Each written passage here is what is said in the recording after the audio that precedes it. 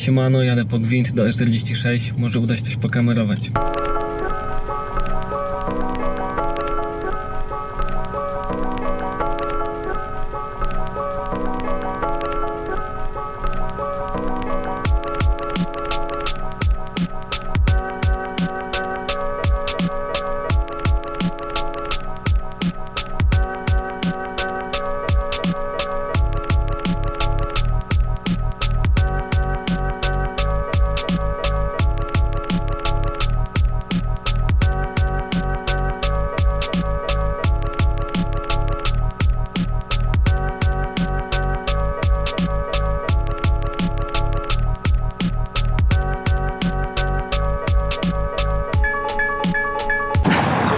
Ty jaki masz tu motor? Jest B25, F52, ale na wiązce jest z M54, w sensie... A przepustnica z M54, Tak, no bo góra jest M54. Głowica? W sensie jest dolot. Czy dolot? Aha, kolektor, ostry tak? wałek i kolektor. Znaczy ostry Aha. wałek. No wałek z M54 B30 jest. No i hamowałeś to? Wiesz co, nie, no mi to składał Adam z BMW Expert Motorsport. A, no kojarzę. Harycha, Leo. Wiesz co, dupo To hamownia gdzieś mówi, koło że jest, 200? że jest coś koło 200, no. No. Chyba wchodzisz już, kurczę. Jakiś rybaka mam w środku. Kolorowie co to? O, spoko dywaniki od Felgen Garage. No, wiesz co, no ładne są, znaczy były, bo zobacz jak po pierwszym myciu wygląda przednia, jak wygląda tylnik, którego jeszcze nie myłem.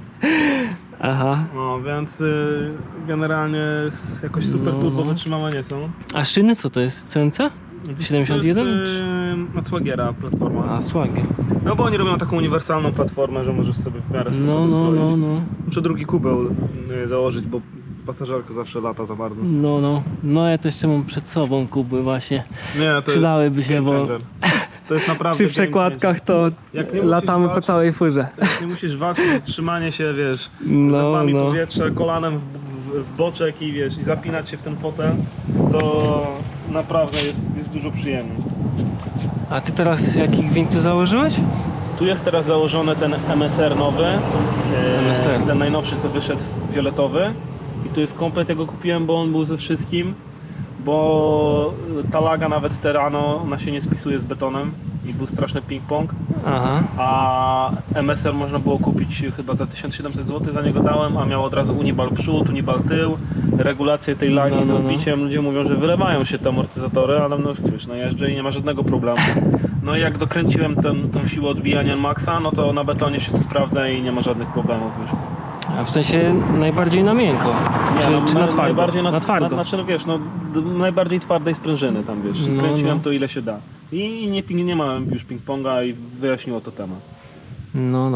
No a sprężyny jaka? Ile kilo? Sprężyny to jest ten bizon, nie? Aha, bizon, czyli ze sprzęgu twardo od w chuj. bizona. No ale wiesz co, to nie jest dobra sprężyna, bo to nie jest sprężyna, która została odpuszczona w temperaturze, żeby być taką sprężyną drogową. Ona się po prostu klepie. Im dłużej jeździsz, tym ona się klepie. Ona coś tam sprężynuje, a ona wiesz, w pewnym momencie się będzie tak uklepana, że trzeba będzie to już naprawdę zmienić coś. No już co najlepsze są te sprężyny takie typowo zrobione wiesz pod amortyzatory do samochodu, tylko że one drogie są. Strasznie. No tak, no porządny gwint, no to w ogóle gdzieś 5-6 koła, jakieś BC czy... No ale wiesz, jak pobujasz tą furą, no to widzisz, że amortyzuje tylko opona, nie? No. No ale dobrze. No ale spas też jest no niestety dość wiesz, mocny. niestety trochę jest przeciorany rand z jednej i z drugiej strony, no a z tego nikt strzelał nie będzie. To i tak auto wygląda naprawdę doskonale jak na orkę, którą dostaję. No. A jaki dyfer jest? Jakie przełożenie? Dyfer jest 3,38, to jest duża głowa. Najmniejsza duża głowa 3,38, no. Aha. Jest, znaczy najmniejsza. Są mniejsze, mam nawet w garażu taki. Mam 3,43 z X3, duża głowa też. No. Tylko że on jest do poskładania, bo tam jak go za mocno, jak go spawaliśmy, w sensie musieliśmy na flanszę atakującą przełożyć. No i jak go składałem, to za mocno dojewałem śrubę i niestety zmieliło te łożyska. No i drożej by mi wyszło, wiesz, wymienić łożyska niż kupić nowy dyfer, więc kupiłem na szybko nowy dyfer, a tamten leży w częściach, nie? No ja tam mam 3,45 w tej, bo ja mam E46, ale... Cofnąć trochę. Ja mam 46, ale 2 litry 150 koni M52. No to tam mocowo szału nie ma.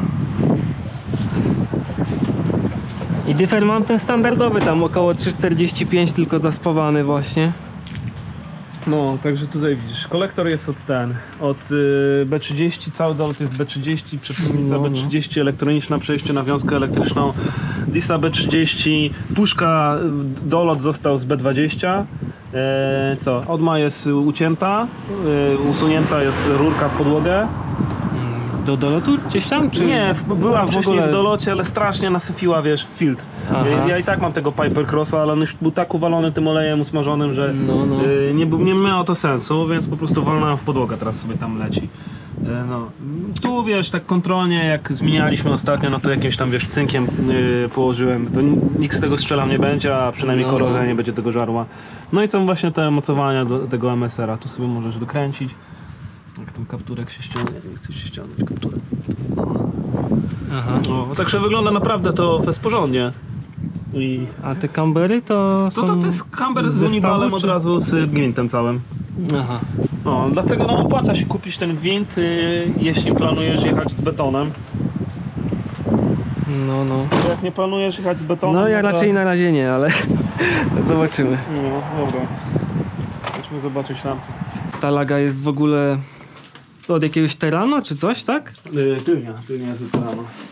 O, więc widzisz, tak przychodzą w oleju wszystkie te gwinty MSR-a i ludzie są spanikowani, Aha. więc każdy karton, kupiliśmy też drugi taki gwint i też przyjechał cały w oleju, nie? No więc Co my tu mamy? to jest laga tylna i to jest laga od Terrano i ona jest z przedłużką tutaj. Tylko No. widzisz, ona jest ustawiona tutaj na kreseczkę do turbogleby, więc podejrzewam, że będziesz musiał sobie ją troszkę wydłużyć. No, jeśli nie chcesz takiej turbogleby. No ale właśnie z tym ustawianiem tego, no bo to nie jest tak, że ustawiasz go po prostu, żeby przy dobiciu nie waliło wahaczami w budę? A czy wiesz co, musisz ustawić tak, żeby amortyzator Czy on po prostu ma pracował... krótki skok? On jest krótszy dużo, bo dlaczego się wymienia te amortyzatory tylne jak przy turboglebie? Bo ten oryginalny amortyzator jest zbyt długi i on wiesz, jak go zglebisz mocno, to on jest tak skręcony, że on pracuje w tym dolnym zakresie albo odbija się już od dna. Aha. No i on wtedy sprężynuje, bo nie pracuje w odpowiednim zakresie. Jak na zimę podnieśliśmy gwinta, zostawiłem lagę tak samo skróconą na taki wiesz, na taki niski gwint, a na zimę podnieśliśmy, to wtedy też robił ping-pong, bo z kolei działał w górnym zakresie. Więc no trzeba ustawić ten amortyzator tak, żeby... Jest filmik na YouTubie, to ci podeślę. Żeby ten amortyzator działał no mniej więcej na środku, czy tam, gdzie tam jest jego praca. No ten gość tam, który to sprzedaje, bo to na Carswagu to jest taki gościu, Alan chyba się nazywa, który normalnie to robi takie modyfikacje. No, więc to jest tylny amortyzator. No, trochę te Czyli ogólnie mówisz, że jak nie chcę turbogleby, to trochę wyżej go podnieść, to tak? będziesz musiał go podkręcić, bo może ci trochę sprężynować, bo on jest Czyli dość raczej krótki. na samą górę go. Trzeba będzie wiesz co, nie, przekręcić. to regulujesz to tak, że zaznaczasz sobie, jak opuszczasz auto, No. to zaznaczasz sobie miejsce, w którym ten kapturek się kończy. Aha. No i patrzysz, no mniej więcej ten kapturek powinien być na wysokości tej linii. Jeśli będzie grubo poniżej albo grubo powyżej, no to znaczy, że jest źle wyregulowany. Aha, i wtedy go wyciągam, po prostu reguluję, żeby jak siądzie Tak. auto, to było tutaj. Tak, no bo ja już tu ustawiałem, Aha, ta dobra, linia została czaję. wiesz, z ostatniego ustawiania, nie? No dobra, to No. czaję. Tu masz w tym ceramicznym wysmarowanym. I te poduchy to jakieś powinny jeszcze działać? No to jest, wiesz, 20-letnia oryginalna poducha ode mnie z auta, więc Aha. w sumie to nie wiem. No to spoko, No, ale- zobaczę jak moje będą No. wyglądać, najwyżej sobie przerzucę. Tu masz, to w ogóle nie było nigdy na aucie, to jest tylko No. upierdzielone w tym, w ceramicznym smarze, białym. No. Trzeba byłoby to porozkręcać. Druga to jest do tylnej sprężyny. Tylna sprężyna to jest właśnie z tego gwintu, co kupiłem MSR. I ona jest spoko, bo ona jest 7 kW. Wszystkie te gwinty tanie, które wychodzą, to one zawsze mają 6-kilową sprężynę na tył, a to jest 7-kilowa sprężynka, więc ona jest całkiem komforcik. Całkiem komforcik, ale nie jest z kolei tak skapcaniała. Nie będziesz miał wrażenia, że ona w ogóle, wiesz, całkiem jest tak oryginalna. Bo te szczerze, Ciut będzie te twardziej. 6-kilogramowe sprężyny, one są miękkie, naprawdę miękkie. A ta jest ciut twardsza i przez to jest taki idealny kompromis między sztywnością a komfortem, nie? Więc to jest... No a tą regulację to po prostu wrzucam od góry w sprężynę, czy jak to działa? Wiesz co? Ją wrzucasz obojętnie, bo ona jest symetryczna. I normalnie wkładasz ją... W sensie w taką ją wkładam. No możesz ją założyć od góry albo od dołu. No, No. wydaje mi się, że we 46 przynajmniej my zawsze zakładamy od dołu. Że najpierw będzie regulacja. No Aha, i też tam okej. w zależności jaką chcesz osiągnąć wysokość, bo tam są jeszcze te gumy takie seryjne. No i te gumy seryjne, no to one tam trochę lepiej to zawieszenie pracuje, bo bez tych gum to czasem ta sprężyna potrafi tam coś strzelić, jakiś taki, wiesz, dźwięk się... Jak masz to w nosie i nie interesuje cię jakieś takie hałasy, no to spoko, nie? Ale jak na przykład robisz turboglebę, no to trzeba wywalić te gumy, no bo to jednak zawsze są milimetry. No i co tu zostało? No i tu została ta laga przednia ją. No, zrobiłem ci, poruszałem nakręteczki. Tutaj jest na tym taki płynny smar miedziowy, widzisz. Tamten smar, jak on stwardnieje, to widzisz, on nie jest taki lepki, tak mocno, się robi bardziej sypki i tak bardzo się syf do niego nie klei, a do tego miedzianego, no to... A to jest jaki? To jest ceramiczny A smar. to jest ten ceramiczny. No, a tu jest... No i on jest super do gwintów, bo naprawdę nie lepi się tak jak do wszystkich innych smarów syf z tych. I przede wszystkim jest też trwały. Jak go jest ciężko zmyć i ciężko on schodzi. I powiem ci, że jak ostatnim razem posmarowałem na jednej ladze, no to nawet widać do tej pory takie białe ślady tutaj w rowkach, nie? No jak właśnie będę chciał to przesmarować, to kłaść na to po prostu, czy jakoś to przeczyścić najpierw? Weź sobie, ściągnij te nakrętki, w sensie gdzieś do dołu bardziej, przejedź to szczotką drucianą i to poświęć temu trochę czasu, to będzie lepiej, ja to ci tylko na szybko zrobiłem. No i potem psiknij smarem, przejedź nakrętką po smarze, żeby tam ten smar wszedł w te rowki od spodu. Ustaw sobie gwint i potem tak zapsikaj mocno, jak tutaj ja zapsikałem. Bo wiesz, tutaj ten gwint jest niczym niechroniony i on pierwszy zaczyna rdzewieć. Więc jak go dobrze tutaj zasmarujesz tym smarem, to będzie się to trzymało. No tutaj, jak ja go kupiłem, był mocno zastany, więc tu niektóre miejsca to dostałem mocno ze śrubokręta i młotka, no ale tak trzeba było. No i zestaw się składa tak. Składasz sobie, bo rozumiem, że to nie ma być jakaś turbo gleba, więc zakładasz sobie najpierw helperek, czyli zakładasz sobie tą mięciutką sprężynkę. No i na helperek zakładasz sobie sprężynkę docelową. No i tutaj zakładasz sobie swoją poduszkę. No, to możesz, ten helper, on jest tak miękki, widzisz, że możesz go w imadle normalnie skręcić i na trytki złapać i to już ci powinno tyle miejsca wystarczyć. Także nie musisz zakładać tych jakichś super ściągaczy, no bo widzisz, to jest... Na tyle możesz go ugiąć, że bez narzędzi możesz założyć spokojnie górę. No a ty miałeś w ogóle bez tych wspomagaczy, czy wiesz co, ja miałem z helperem. Aha. Ja miałem z helperem, żeby tak dodatkowo sobie to dobijało. No i na górę jeszcze idzie kapturek ten, nie? Żeby się zapomniło kapturku.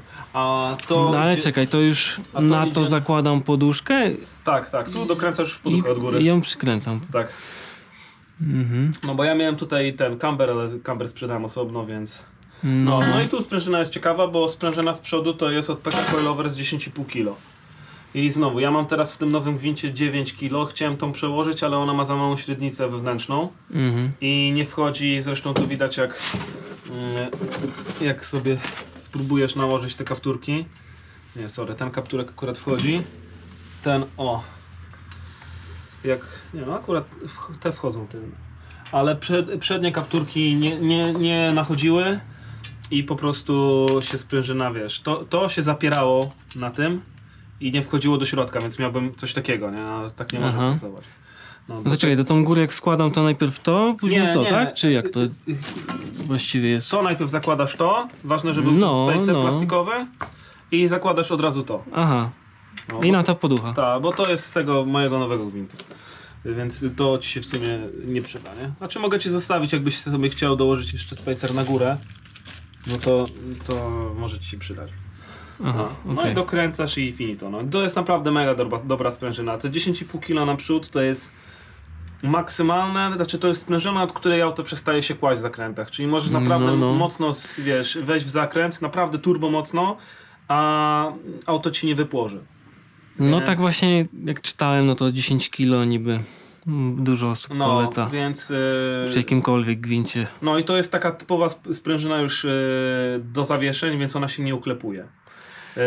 W takich projekcikach właśnie jakiś bardziej time attack i tak dalej, no to też zakładają na tył taką sprężynę. Dokupują taki komplet i zamiast takiej 7-kilowej zakładają bezpośrednio taką, no bo wiesz, jak sprawdzisz sobie to, no to ona na te tylne normalnie wchodzi.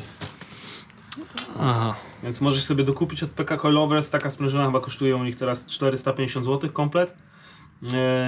I możesz sobie założyć coś takiego, nie? No, tylko, że no wysokościowo, znaczy wysokościowo to jest w sumie to samo, ale no, przy turboglebie no to musiałbyś to jakoś ciąć, bo przy turboglebie to już nie zda egzaminu. No i tyle z części, nie? No spoko. Muszę jeszcze dokupić tylko właśnie jakieś te może camber platesy i rozpórki od razu, żeby mi nie wleciały kielichy do środka. Wiesz co, no to jest spoko pomysł, bo no tak jak mówisz, ten kielich nie tyle co może ci, wiesz, wlecieć do środka, co wiesz, co może ten ci zacząć pękać i... No właśnie. No a to szkoda, nie? No ale polecam też rozpórkę taką jak ja mam od Staffy. W dobrej cenie są te rozpórki Staffa, ale nie są skręcane.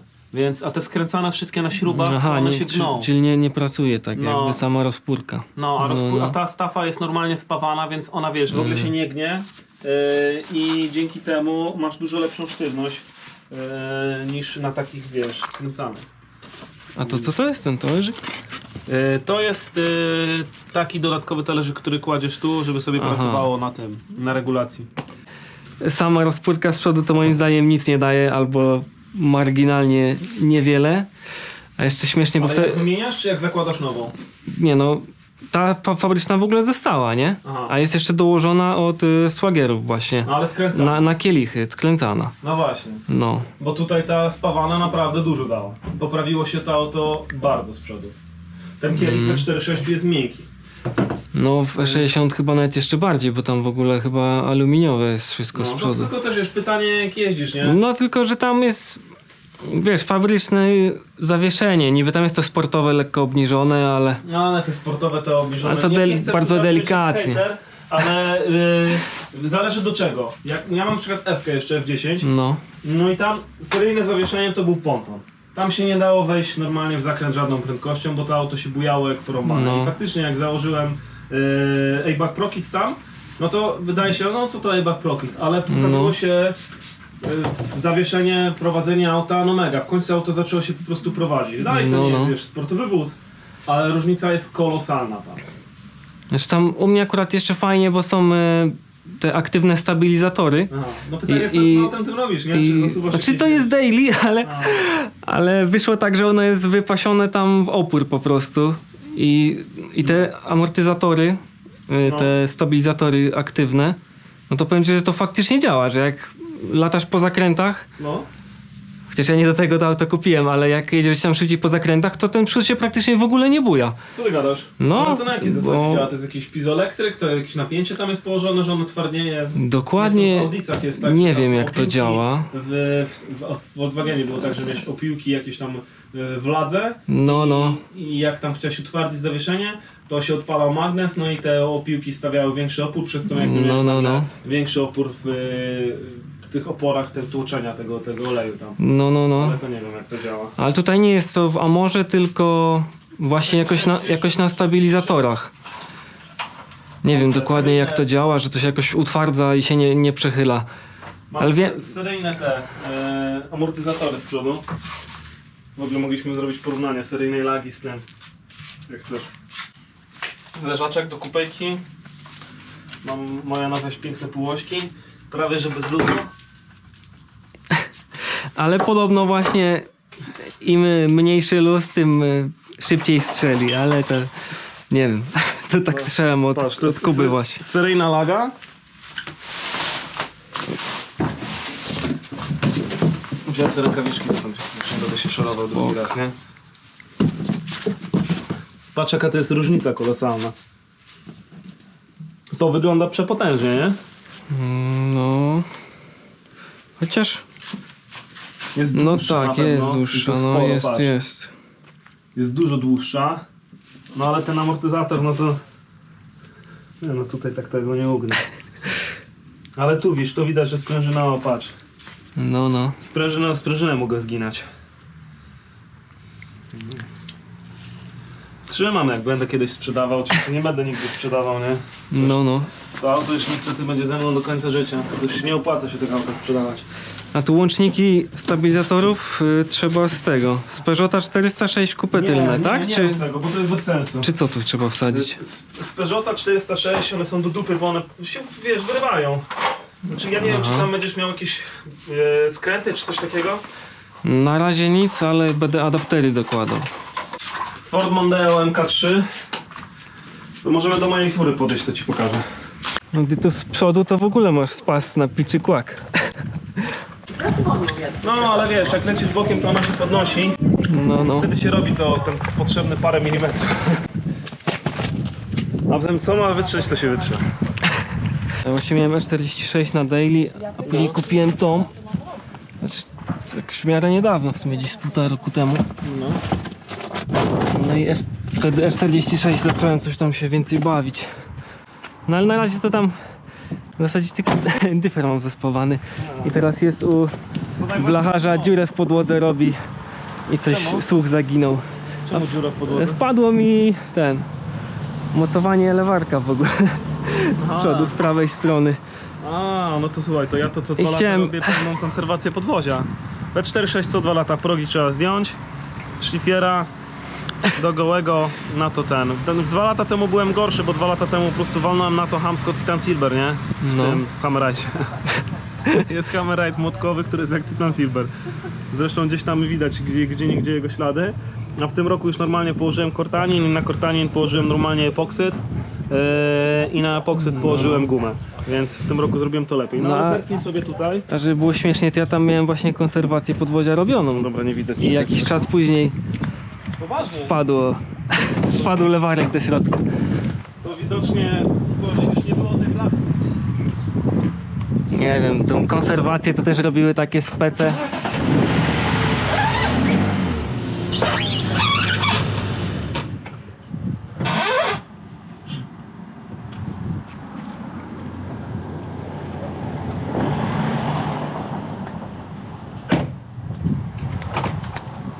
No więc jak widzisz, to w ogóle on nie jest połączony. Ten stabilizator nie jest połączony do lagi w ogóle. Aha. Jest, słuchaj, w lewym albo w prawym wahaczu masz seryjnie dziurkę taką, nie wiem do czego ta dziurka tam jest oryginalnie, ale jest. W drugim masz takie przetłoczenie, że widać w którym miejscu tą dziurkę masz wywiercić i kupujesz z Forda Mondeo MK3, to jest mocowanie staba tylnego. I ono jest takie w kształcie litery L, to zresztą widzisz, Aha. nie? I tu jest jedno jest przypięte tutaj, a drugie jest do wahacza. I to się nigdy nie urywa. To zakładasz raz i masz spokój i dużo lepiej pracuje niż jakiekolwiek, wiesz, połączenie do amortyzatora. Bo przy takim skręcie, to nawet nie jest duży jakiś skręt, ale przy takim skręcie to już on już się wyrywa, nie? A tu patrz, masz skręt, No, a max ty skręt. masz adaptery tylko, czy jakiś grubszy skręt? Nie, no adaptery tylko są. Adaptery z Odessy. Kurde, ale to już trochę grubsza robota, jak coś tam w wahaczu wiercić. Nie, no coś, to zajmuje dosłownie 2 minuty. To jest aluminiowy wahacz, to wiesz, każde wiertło ci przez to Aha. przejdzie. I masz nawet, wiesz, dziurkę z taką przetłoczenie na tym wahaczu i widać w którym miejscu masz wywiercić. No, więc wiercisz sobie dziurkę i dużo lepiej, dużo wygodniej się to zakłada nawet. Dużo szybciej się to Ciekawe. zakłada. No i też masz plus, że potem potrzebujesz wyciągnąć lagę czy coś przekręcić. Nie musisz tak bawić się w odkręcanie tego, bo to jest przykręcone do wahacza, nie? Więc jakby, no to jest pro rozwiązanie. No to auto nie ma łatwego żywota ze mną. Z daleka wygląda ładnie. No, jak większość aut na drifcie. No. Nie, no to ogólnie jak na driftówę to wygląda naprawdę Nie dobrze, no, nie, jak na driftówę to schludnie jest całkiem ładnie. Wiadomo, że tam idealnie nigdy nie będzie. No, także na Altracie to te wpóry do driftu nie są takie idealne. No nie, no wiesz, to widać na tych jakichś eventach driftowych, że widzisz furę jak w necie lata i na filmie wygląda No, okej, na a na żywo jest, tak. no to jest, wiesz, Na zdjęciach, na filmach zawsze lepiej wyglądają. no ale to do tego te auta służą. To No ale no naprawdę, tak to jest. jak na ilość rzeczy, które tym autem robię, to auto naprawdę nie ma żadnych skaz wojennych. Ale ja też mówię zawsze chłopakom, że nie klejcie, dajcie spokój, nie ma co krzywdy robić temu autu. Na gdzieś po torach też latasz, czy głównie Wiesz co, no ulicy? chciałbym bardzo, ale no jest problem, bo ciężko jest się dostać. Wiesz, jak wychodzi news, że na krzywej będzie jazda, że No. będzie drift, no to słuchaj, bilety się rozchodzą w ciągu kilku minut i już nie można kupić. Bo No ale mówisz o zwykłym treningu, czy o jakimś evencie? na zwykłym treningu. Teraz zgłosiłem się na Wudant No. i na Wudę się nie dostałem, bo powiedzieli, że setki dostali 3646, że ta jest za brzydka, tu zabrakło. No bo też się z nimi nie zgadzam, no to jest zwykły taki German, no. No. To auto jest ładne, bo jest ogólnie ładne i jest powiedzmy tam zadbane jako tako. Ale nie ma tutaj żadnego szału, nie? Nie ma żadnego bodykitu, żadnych customowych Nie ma nic, farb na powiedzmy, tym. co jakoś super wyróżniało, ale ładnie wygląda. No tych E46, E36 to u nas najwięcej. No, znaczy wiesz, ten plus jest tego auta, że ono jest naprawdę porządne. Że ono od spodu jest porządne, od zewnątrz jest porządne. No. Tu nie masz dziur praktycznie nigdzie. Wiesz, nie masz dużych ognisk, rdzy. Praktycznie teraz jak zrobiłem konserwację podwozia, to praktycznie w ogóle nie ma żadnej rdzy pod spodem. Więc auto się mega trzyma kupy. I do tego jest fajnie złożony silnik, auto podaje. Auto cały czas, ostatnie 10 tysięcy jest olej. Zrobiłem 6 tysięcy, olej był dosłownie czarny. Nie? A nie lałem, wiesz, jakiegoś tam słabego totalnie oleju. No i zlewam to olej czarny i chłopaki się śmieją, mówię, to widać jak to auto ma ciężko, nie? Jak tylko olej się zagrzeje, wiadomo nie jak ten wskaźnik pokaże piąty, tylko jak olej się zagrzeje, no to jest ładowane. Hydra masz wpięte w układ, Tak, tak? hydro jest w układzie, no. Ale jest No, dupy, no. bo... No ja właśnie chcę na osobnym No zakładać. tak, wiesz, to jest dużo lepiej, znaczy będziesz musiał mieć przyłącznik na ABS, bo ABS będzie świrował u ciebie też. Ja mam ABS odłączony. Aha, no Bo ja mam z jak- ABS-em włączony, ale problem jest taki, że... No i nie świruje ci przy... Jak tam poładujesz mocno i w sensie mocno będziesz blokował te koła z tyłu, no to w pewnym momencie on tam zlicza, ile czasu było koło zablokowane i w pewnym momencie ci wyświetli kontrolkę ABS-u, błąd ABS-u, ale potem jak będziesz jechał normalnie, to znowu on przeliczy kilka cykli, bo to będzie zamrożona ramka i po kilku cyklach ci już powie, że jednak nie ma i wyłączy się ta kontrolka. Ale większy problem jest taki, że przy załadowaniu z łapy to ładuje się ciśnienie mocne na tył i ABS nie chce tego puścić. I Aha. już raz tak przegrzałem hamulce w górach, bo zblokował tylny hamulec i trzymał, nie? Bo nie chciał ABS bo tego puścić. Właśnie ten. Jak No ale mi ja mam na to patent, nie? Kuba mi zespawał ten dyfer, no to mówił, że tam nawet chyba przy zwykłej jeździe ten ABS świrował i w końcu coś tam odłączył, jakiś bezpiecznik, ale wtedy zegar nie działał, No. w ogóle prędkościomierz i w końcu przy mnie wypiął tam w prawym kole czujnik ABS. No. To w ogóle też koło tylko daliśmy w bok, wsadził rękę, cyk, cyk, odpiął jakby nie wiem, w kieszeni swojej własnej i szybko do tego wsadził na pudełeczka. No i ABS nie działa, ale nic się tam nie dzieje, nie? No, ja też zastanawiam się nad tym, no bo mój patent jest na tym, że ja za każdym razem jak pociągnę łapę, to w głowie mam taki licznik, pociągnąłem, to teraz muszę puścić ciśnienie. Aha. A puszczam ciśnienie, no w sensie zazwyczaj jak na przykład robię jakiś OS, lewo, prawo, zaciągnę ze 3-4 razy i z zawrotka, to przed No. zawrotką wciskam hamulec w podłogę tak, żeby ABS się włączył. Aha. I wiesz, świadomie blokuje koła, przednie i tylne i on wtedy, wiesz, chwilę tam pomieli, wiesz, kopnie, wiesz, w hamulec, no i puszcza to ciśnienie zaraz. No, czekaj. Taki tor utworzyli w Gubinku, nie wiem, czy słyszałeś. Gdzie? Gubinek. Nie wiem, gdzie to To jest od Zielonej Góry jeszcze gdzieś godzinka drogi w lewo, pod granicę niemiecką.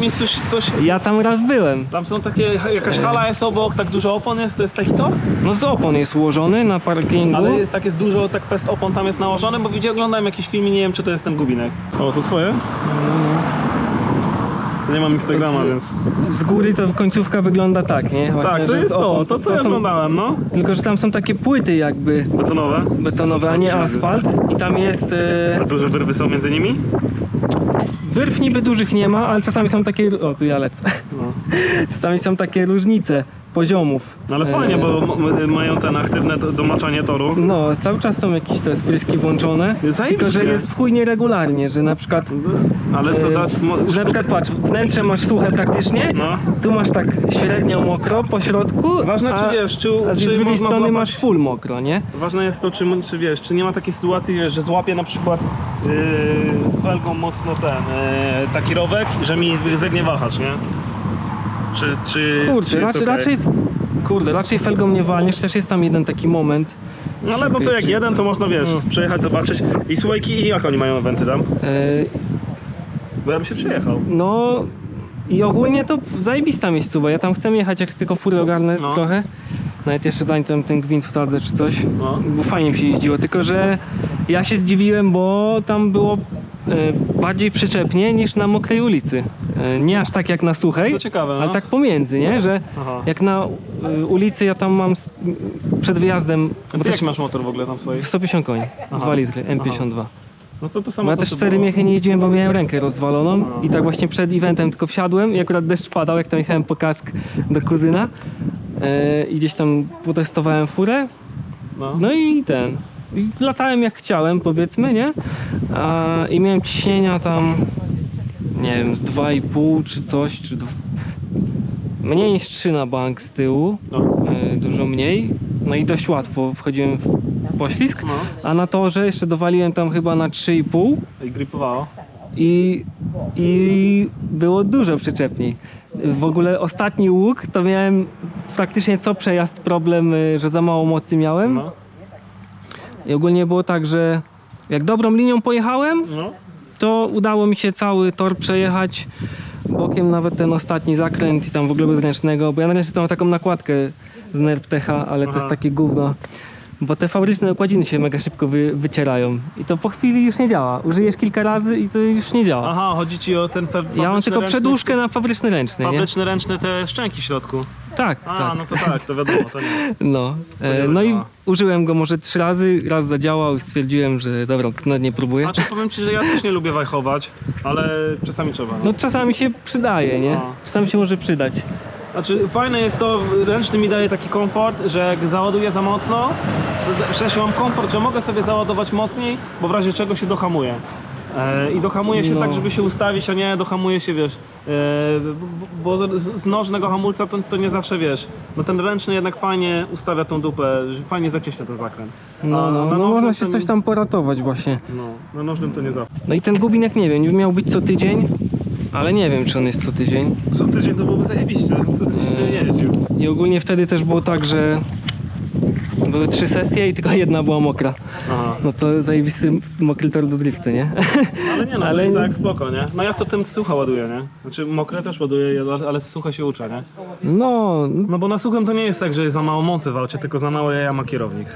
Ale... no jak masz już gwint, jakiś ten No, 200 tylko, że- koni, no to już na suchym coś tam Tylko, poświlujesz. że wtedy wiesz, pojawia się ta opcja truja, no to tego już trzeba toru. Ja wiesz, na ulicy... Żeby się napędzić. Tak, ja na ulicy przy 100 km na godzinę nie zaciągnę się nagle łapy i żeby wlecieć sobie w zakręt bokiem. Coś No, tak no, chory no, nie no, jestem, no. nie? Więc No tak.